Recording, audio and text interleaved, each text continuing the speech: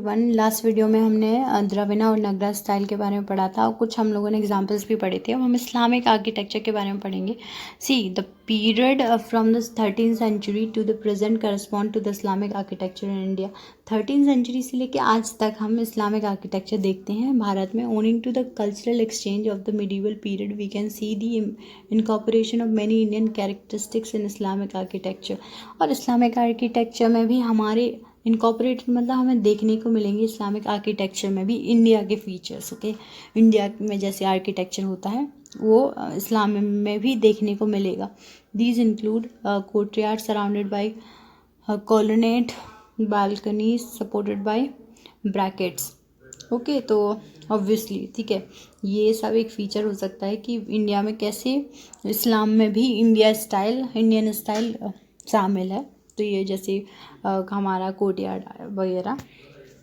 Okay, the Islamic style introduced new features such as domes, arch, true arch, geometric motifs, mosaic and minarets. कुछ शब्द हैं ये, arch वगैरह। डोम का मतलब क्या होता है, आर्च का मतलब क्या, ज्योमेट्रिक मोटिव्स क्या होता है, मोजाइक्स क्या होता है, तो ये सब इंट्रोड्यूस हुए थे। आर्च का मतलब होता है एक तरीके का कर्व टाइप का बनाना। डोम का मतलब होता है ऊपर से एक अंडे टाइप का हो। ज्योमेट्रिक मोटिव्स, ताकि दोनों जो ज्योमेट्रिक मोटिव्स हैं वो दोनों तरफ से सेम दिखें, मतलब उनकी मेजरमेंट हो। तो मोजाइक एंड माइनरेट्स भी एक तरीके का फीचर हो सकता है।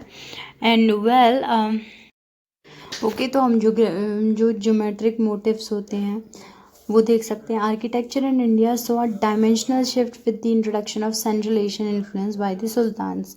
तो एक शिफ्ट हुआ, डायमेंशनल शिफ्ट मतलब एक तरीके से हमें शिफ्ट देखने को मिला आर्किटेक्चर में जब सेंट्रल एशिया के इन्फ्लुएंस आए हमारी इंडिया में।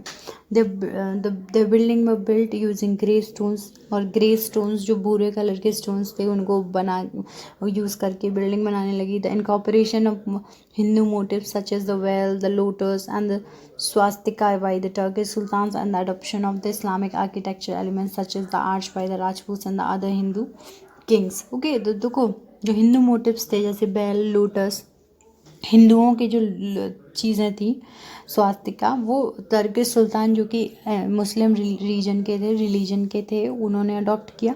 और इस्लामिक आर्किटेक्चर जो था जैसे आर्च, वो राजपूतों ने और हिंदुओं ने अपने यहाँ आर्किटेक्चर में इंक्लूड कर लिया। तो एक्सचेंज हो गया architecture. Okay, and indicated the fusion of two culture. इसका मतलब क्या था कि दोनों कल्चर एक दूसरे में मिल गए। आर्च क्या होता है, एक कर्व होता है constructed over two straight side. जैसे दो खंबे खड़े हैं उसके ऊपर एक कर्व टाइप का बना दिया जाए, बहुत सारे घरों में देखा होगा, मंदिरों में भी होता है, वो आर्च होता है। This can be seen in doorways like the Alai Darwaza. अगर अलाई दरवाज़ा देखने जाओगे, एक मॉन्यूमेंट है तो वहाँ देखने को मिलेगा, which is considered to have the first true arch in any Indian architectural structure. पहला आर्च था जो किसी मॉन्यूमेंट में यूज़ किया गया था पहली बार। Okay, either the corbelled arch has been use to create an arch like effect. Okay, या फिर कोरबेल्ट आर्च जो था वो आर्च की तरह दिखने वाला बनाया गया था। The true arch has a keystone at the centre and it produces enough pressure to hold the other stone in place. तो जो ट्रू आर्च होता है has a keystone at the, मतलब एक सपोर्ट करने के लिए एक पत्थर लगाया जाता है सेंटर में, और उसके पास इतना प्रेशर होता है ताकि जो दोनों स्टोन्स हम आसपास लगा रहे हैं उसको झेल सके, उतना होना चाहिए। डोम क्या था, it refers to the fair shaped roof of the building.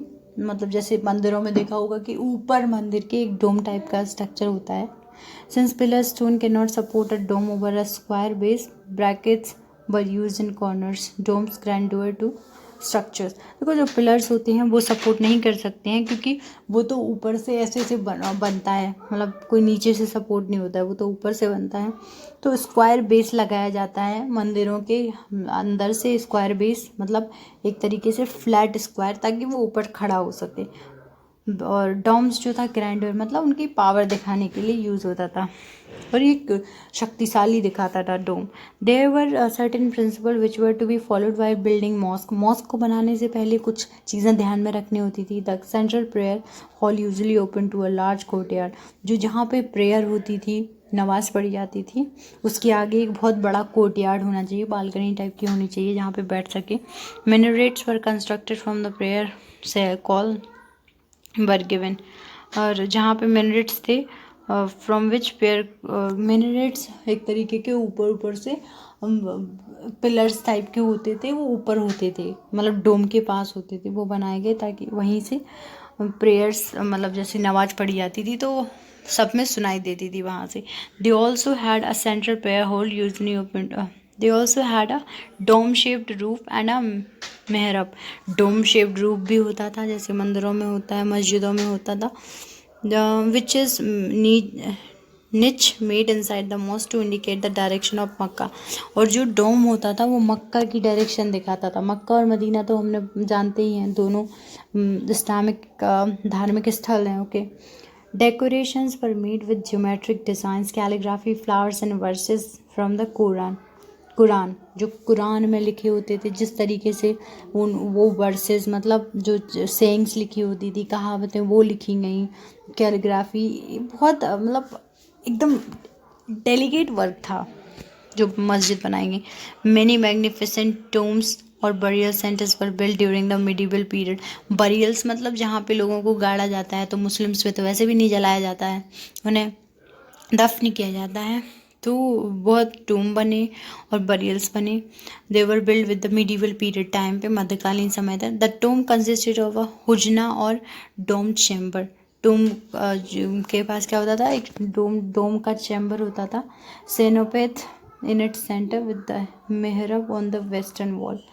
तो ये वर्ड्स हैं कुछ, इसके मतलब है कि मंडपा होता था वेस्टर्न वॉल के साइड पे, और सीनोफेथ जो होता था वो सेंटर, सीनोटेफ जो होता था वो सेंटर में होता था बीच में। The real grave was however in the undergoing chamber.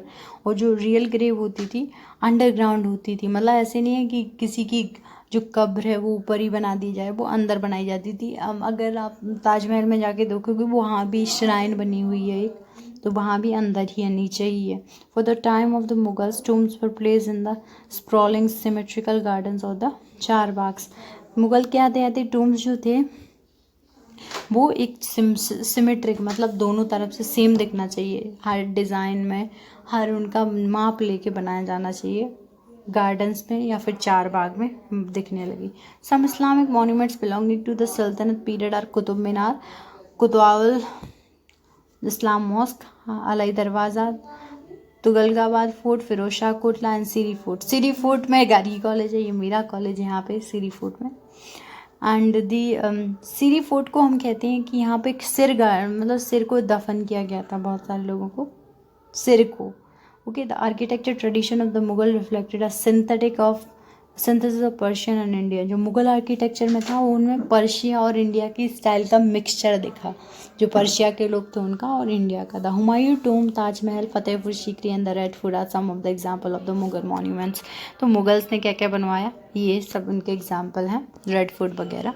Okay, अब हम जो गार्डन है लोधी गार्डन वगैरह हम अब नेक्स्ट वीडियो में पढ़ेंगे। Till then good bye. Okay.